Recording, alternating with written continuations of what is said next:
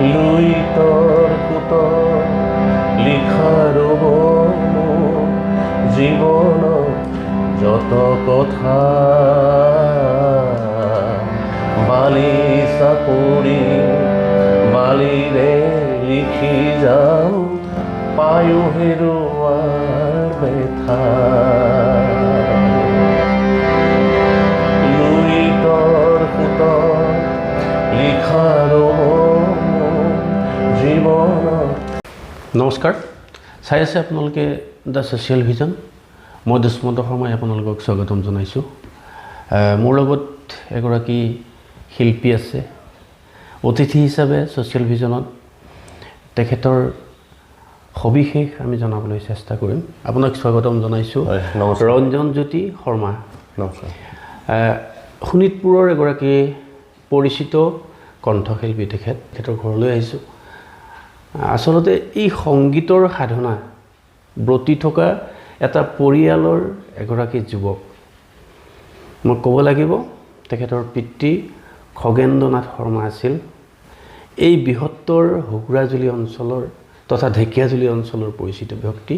নাৰায়ণকাটি উচ্চতৰ মাধ্যমিক বিদ্যালয়ৰ অধ্যক্ষ আছিল তেখেত, আৰু তেখেত অৱসৰৰ পিছত বৰ্তমান নাই তেখেত, কিন্তু তেখেতৰ সুযোগ্য পুত্ৰ ৰঞ্জনজ্যোতি শৰ্মাই এগৰাকী চৰকাৰী চাকৰিয়াল হৈও এই সংগীতৰ ক্ষেত্ৰখনক তেখেতে ধৰি ৰাখিছে। তেখেতসকলৰ পৰিয়ালত থকা যিটো সংগীতৰ সেই যাত্ৰাটো অব্যাহত ৰাখিছে। আমি খগেন্দ্ৰনাথ শৰ্মাৰ সংগীতৰ বিষয়েও শুনিম। প্ৰথমতে আপোনাক স্বাগতম জনাইছোঁ। আপোনাৰ গীতসমূহ আমি শুনি থাকোঁ, কিন্তু শুনি পাওঁ জয়ন্ত হাজৰিকাৰ গীতসমূহ। এই জয়ন্ত হাজৰিকাৰ গীতৰ চৰ্চাটো ইমান সুন্দৰকৈ আপুনি আগুৱাই লৈ গৈ আছে, আৰু গীতসমূহ আপুনি বিভিন্ন মঞ্চত গাই আছে। এই অনুপ্ৰেৰণাবোৰ ঘৰখনতেই পাইছিল নিশ্চয়? হয়, স্কুলীয়া দিনতেই মোৰ দেউতা তেতিয়া প্ৰধান শিক্ষক আছিলে আমাৰ স্কুলত, আৰু স্কুলত তেতিয়া প্ৰতিযোগিতা হয় গীতৰ, দেউতাই মতে মই গান গাবই লাগিব। তো সেই তেনেকুৱাকৈ যাত্ৰাটো আৰম্ভ হৈছিলে। আৰু যেতিয়া অকণমান গান শুনাৰ মানে আৰম্ভ হৈছিলে, তেতিয়া জয়ন্ত হাজৰিকাৰ গীতবোৰ আমি প্ৰথমতে ৰেডিঅ'ত শুনিছিলোঁ। তাৰপিছত টেপ ৰেকৰ্ডাৰ আহিলে। টেপ ৰেকৰ্ডাৰত আমি কেছেট বিচাৰি জয়ন্ত হাজৰিকাৰ গোটেইখিনি গান শুনি প্ৰায় কণ্ঠস্থ আৰু নিজৰ অন্তৰত সোমাই যোৱা নিচিনাকৈ মোৰ স্কুলীয়া দিনতেই হৈছে। আৰু ইমান ধুনীয়া, ইমান সুন্দৰ অসমীয়া আধুনিক সংগীত জগতত এনেকুৱা হয়তো সুন্দৰ গীত ভূপেন হাজৰিকাদেৱৰ পিছত জয়ন্ত হাজৰিকাদেৱক মই ৰাখোঁ, আৰু তেখেত মোৰ বাবে আদৰ্শ। হয়, আপোনাৰ দেউতাইও নিশ্চয় এই ঘৰখনত জয়ন্ত হাজৰিকাৰ গীত গাইছিল। আৰু তেখেতে নিজাকৈ এটা গীতৰ কেছেটো কৰিছিলে, সেইখিনি সময়ত অডিঅ' কেছেট। প্ৰায় এইটো ৯৭ চনৰ কথা। দেউতা খগেন মহন্তদেৱৰ খুব মানে প্ৰায় সমসাময়িক আছিলে, আৰু দেউতা তেখেতৰ নগাঁও কলেজত দেউতা পঢ়িছিলে, আৰু তেখেতক লগ পাইছিলে, আৰু দেউতাই খগেন মহন্তদেৱৰ গীতবোৰ খুব ভাল পাইছিলে। আৰু সৰুৰ পৰাই আমাৰ ঘৰত হাৰমনিয়াম এখন আছিলে, তো দেউতাই আমাক গাই শুনাইছিলে। তো দেউতা মানে মনৰ এটা খুব অদম্য ইচ্ছা আছিলে যে নিজে এখন কেছেট কৰিব। সেই সময়ত এখন কেছেট পোৱাটো বহুত ডাঙৰ কথা আছিলে। তো দেউতাৰ কেছেটখনৰ অলপ এনেকুৱা মানে দেউতাই নিজে গোটেই ৮টা গীত লিখিছে, নিজে সুৰ দিছে, আৰু নিজেই অকলে গাইছে নিজৰ গীত। সেই ইচ্ছা দেউতাই পূৰণ কৰিছে জীৱিত কালত, আৰু ৰূপম তালুকদাৰদেৱে সংগীত পৰিচালনা কৰিছিলে। হয়, কি আছিল কেছেটটোৰ নামটো? অগ্নিগড়ক লৈ দেউতাই হয়তো শোণিতপুৰত কোনো গীত গোৱা নাই, দেউতাই গাইছে। আজিও আছে সেই অগ্নিগড় বুলি। মই কেতিয়াবা সুযোগ সুবিধা পালে এই গীতখিনি পুনৰ বাণীবন্ধন কৰিম। হয়, পুনৰ বাণীবদ্ধ কৰিব লাগিব, সেইবোৰ সংৰক্ষণ কৰি ৰাখিব লাগিব। আমি দৰ্শকসকলক এই ঐতিহ্যমণ্ডিত সাংগীতিক সাংস্কৃতিক পৰিয়ালটোৰ মই পৰিচয় কৰাই দিছোঁ। নিশ্চয় আমি এতিয়া ৰঞ্জনজ্যোতি শৰ্মাৰ কণ্ঠত গীত শুনিম। আপুনি জয়ন্ত হাজৰিকাৰ গীত হয়, জয়ন্ত হাজৰিকাৰ গীতৰ কলি কেইটামান গাব লাগিব। সম্পূৰ্ণ গীতটো আমি দৰ্শকসকলক নিশ্চয় শুনাব নোৱাৰিম, তথাপিতো তেখেতৰ কণ্ঠত কি ধৰণে উজ্জীৱিত হয় সেইগৰাকী মহান শিল্পী জয়ন্ত হাজৰিকাৰ গীতসমূহ আমি শুনো আহক। জয়ন্ত হাজৰিকাদেৱলৈ মই আন্তৰিক শ্ৰদ্ধা জনাইছোঁ আৰু মই যিমানেই গীত গাওঁ তেখেতৰ আচলতে এয়া মোৰ তেখেতৰ প্ৰতি শ্ৰদ্ধাহে গতিকে মই তেখেতে গোৱা এটি খুব সুন্দৰ সকলোৱে জানে প্ৰায় গীতটি অকণমান গোৱাৰ প্ৰয়াস কৰোঁ আগুলি বতাহে কপালে কলৰে পা আগুলি বতাহে কপালে কলৰে পা আগুলি বতাহে কপালে কলৰে পা মন উৰণীয়া হেৰালে বাটৰে মন উৰণীয়া হেৰালে বাটৰে আগুলি বতাহে কপালে কলৰে পা আগুলি বতাহে কপালে কলৰে পা সঁচাকৈ খুব সুন্দৰ এই গীতবোৰ আৰু এটা কথা মন কৰিবলগীয়া জয়ন্ত হাজৰিকাৰ গীতসমূহৰ বা ভূপেন হাজৰিকাৰ গীতসমূহৰ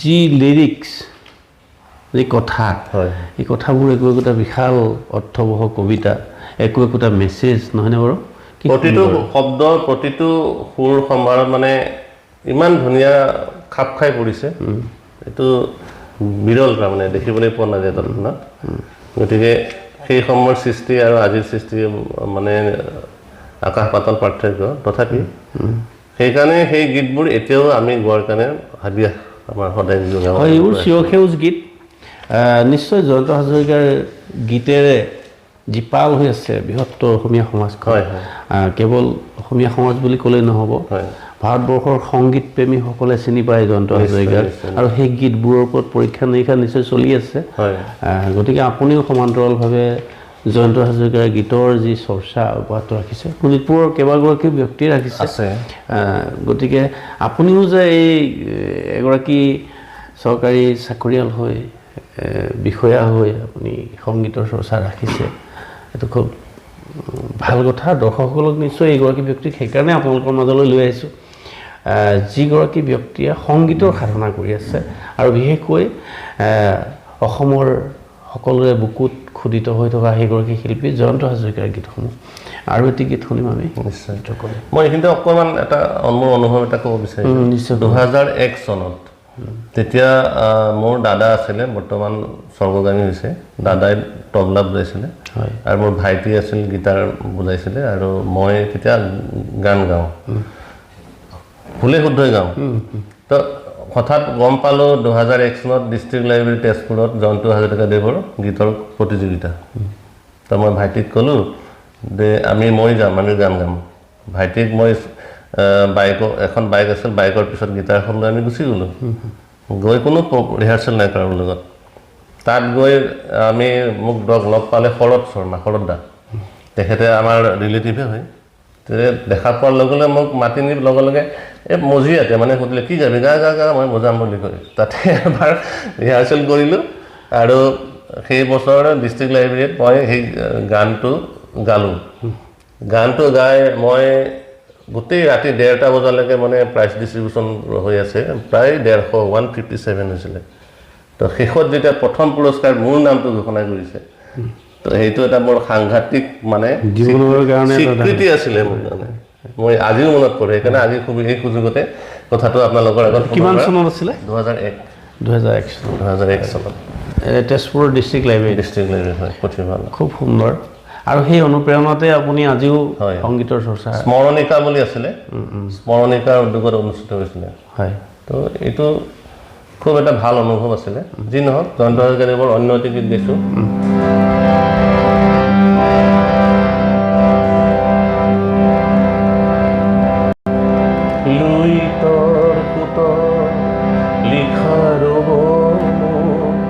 জীৱন যত কথা বালি চাপৰি বালিৰে লিখি যাম পায়ো হেৰুৱাৰ বেথা লুইতৰ সুতত লিখাৰ জীৱনত যত কথা বালি চাপৰি বালিৰে লিখি যাম পায়ো হেৰুৱাৰ বেথা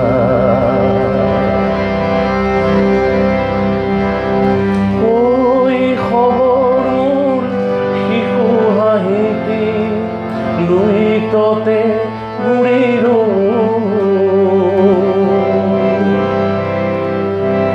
যৌৱনৰ অনেক আশাৰ ভাষা নাও উটি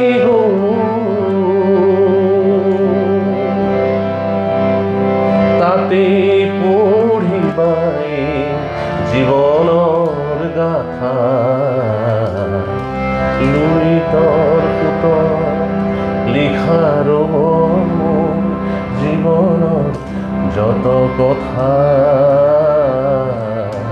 বালি চাপৰি বালিৰে লিখি যাম পায়ো হেৰুৱাৰ বেথা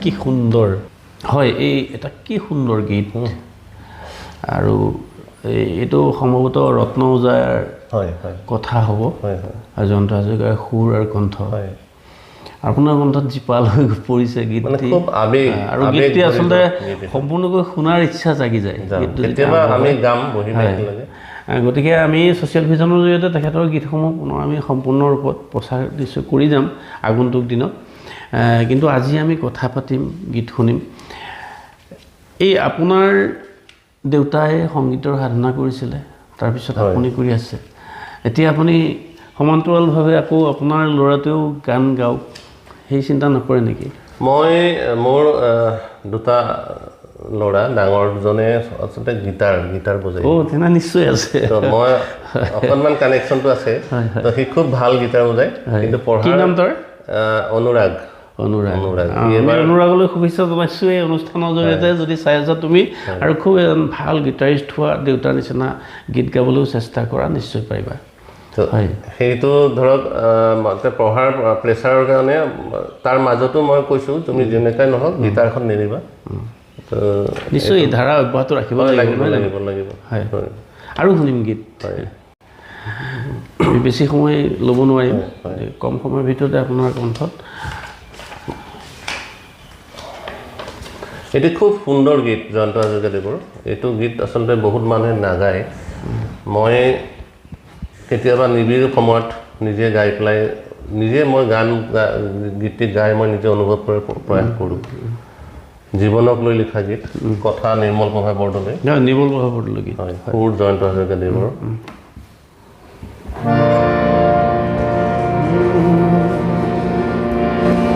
জীৱন নামৰ ময়ূৰে যদি মেঘ ছায়া দেখি স্বপ্ন ৰচে বৰ্ষা নামি নাহিলেও তাৰ সজল দিনৰ ৰহণ আছে জীৱন নামৰ ময়ূৰে যদি মেঘ ছায়া দেখি স্বপ্ন ৰচে বৰ্ষা নামি নাহিলেও তাৰ সজল দিনৰ ৰহণ আছে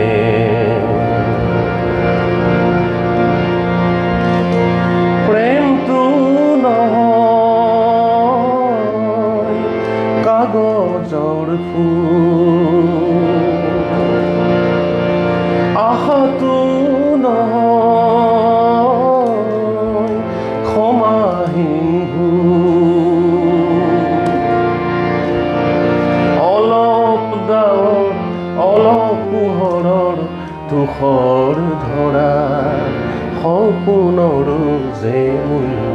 আছে জীৱন নামৰ ময়ূৰে যদি মেঘ ছায়া দেখি সপোনৰ ৰচে বৰ্ষা নামি নাহিলেও তাৰ সজল দিনৰ গ্ৰহণ আছে জীৱন নামৰ ময়ূৰে যদি মেঘ ছায়া দেখি সপোনৰ ৰচে। বাহ, কি আশাবাদ, সাংঘাতিক আশাবাদৰ গীত। খুব ভাল পাওঁ, খুব ভাল পাওঁ। সেই খুব সুন্দৰ এটা সঁচাকৈ গীতটো ময়ে ভালকৈ শুনা নাই, মোৰ মনত নাই গীত। মই সেইকাৰণে এই সুযোগতে গাইছোঁ। নিশ্চয় দৰ্শকসকলে ভাল পাব আমাৰ এই গীতটো শুনি। খুব সুন্দৰ গীত, প্ৰচাৰ কৰিছে। হয়, এই যে আমাৰ অঞ্চলটোত সেইখিনি সময়ত আপোনালোকৰ দেউতাৰ কথালৈ যদি ঘূৰি আহোঁ, ইয়াতে নাৰায়ণকাটি অঞ্চলত তেখেতে আহি এই অঞ্চলটো আচলতে এটা সময়ত খুব জনবসতি সেৰেঙা আছিলে আৰু বনাঞ্চল আছিল। গতিকে এই বনাঞ্চলবিলাকক ঘুগুৰাজুলি, নাৰায়ণকাটি এই অঞ্চলবিলাকত তেওঁলোক আহি, আপোনাৰ দেউতা নিশ্চয় নগাঁৱৰ আছিলে, নগাঁৱৰ, তাৰ পৰা আহি ইয়াতে তেওঁলোকে খেতি বাৰী কৰিও শিক্ষিত আছিল। শিক্ষাৰ প্ৰসাৰৰ কাৰণে 1961 চনতে BA BT আছিলে নগাঁও কলেজৰ পৰা। ইয়াত তেওঁ কিখিনি কৰিছিলে চমুকে কওক। হয়, তেখেতে ফৰেষ্টত চাকৰি কৰিছিল DF অফিচ তেজপুৰত, কিন্তু বিভিন্ন পাৰিবাৰিক সমস্যাৰ কাৰণে চাকৰি এৰি এই নাৰায়ণকাটি অঞ্চললৈ আহিছিল। তেতিয়া ইয়াত মানে খুব জংঘল বা আৰু ৰাতি বাঘ ওলায়। আহি পেলাই ইয়াত দেখিলে যে ইয়াত এখনো শিক্ষানুষ্ঠান নাই। ইয়াৰ পৰা সুদূৰ মাজবাটলৈ মানুহ ল'ৰা ছোৱালীবোৰ পঢ়িবলৈ যায়, মাজবাটলৈ যায়, খোজকাঢ়ি যায়, চাইকেল লৈ যায়।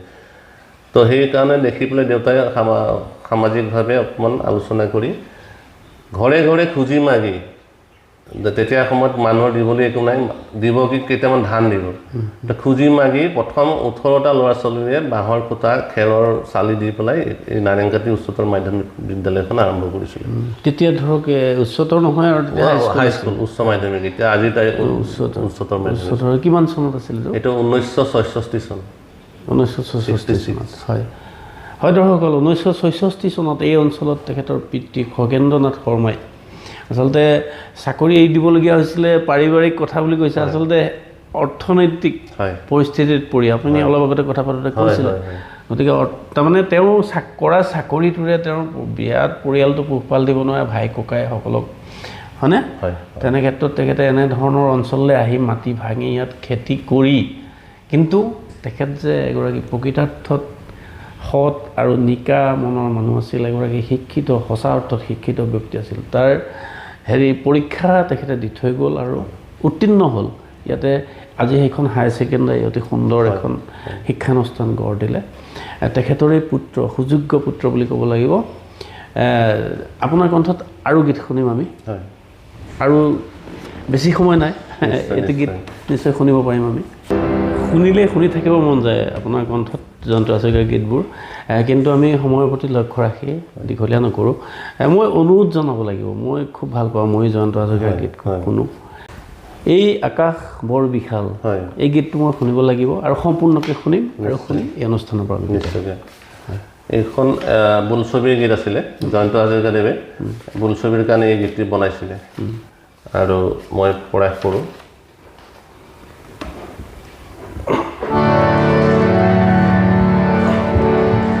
হেমন্ত দত্তৰ কথাৰে জয়ন্ত হাজৰিকাদেৱৰ সুৰ আৰু কণ্ঠ।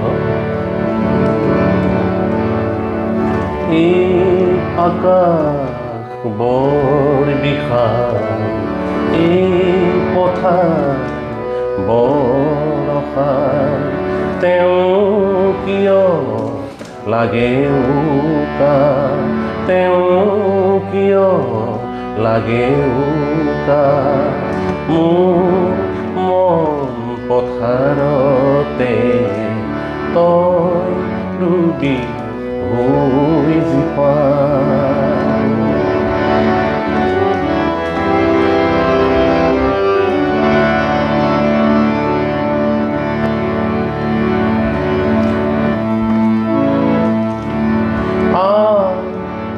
উড়িয়া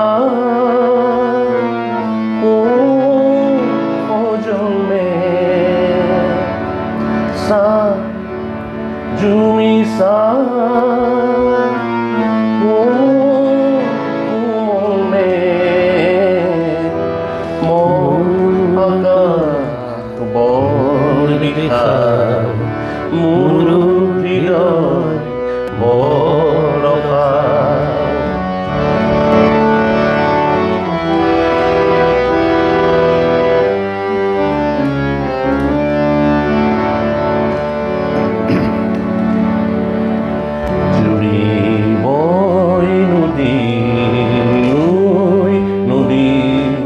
যায় সাগৰলৈ মন ফুল চুবলৈ মন যায় বতাহে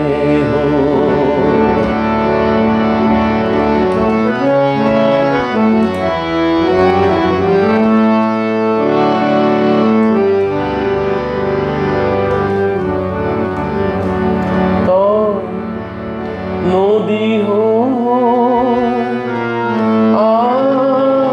আকাশলৈ মন সাগৰ আহিব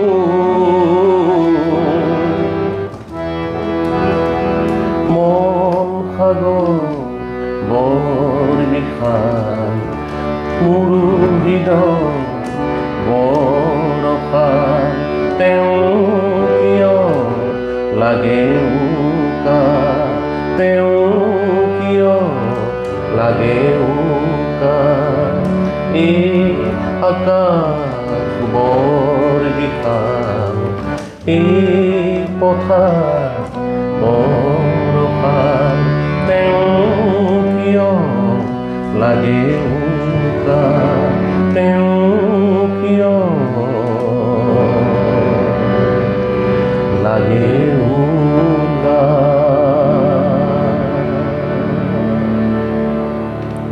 সঁচাকৈ জয়ন্ত হাজৰিকাৰ গীতসমূহৰ মাজত আপুনি আজি বিভোৰ কৰি দিলে আপোনাৰ কণ্ঠেৰে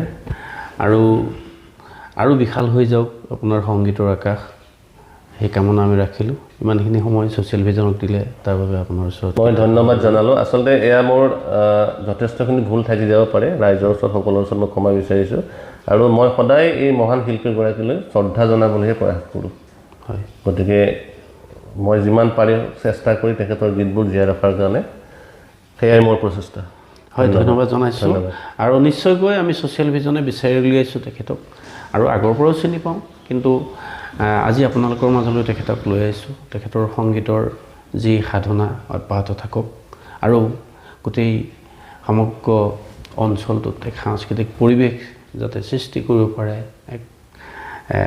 এই সংগীতৰ যাত্ৰাৰ মাধ্যমেৰে যাতে এক সাংগীতিক আন্দোলন গঢ়ি তুলিব পাৰে তেখেতে এই শুভেচ্ছা জনাইছোঁ ছ'চিয়েল ভিজনৰ তৰফৰ পৰা আৰু সেই আশা ৰাখি আজিলৈ ইমানতে বিদায় লৈছোঁ ধন্যবাদ নমস্কাৰ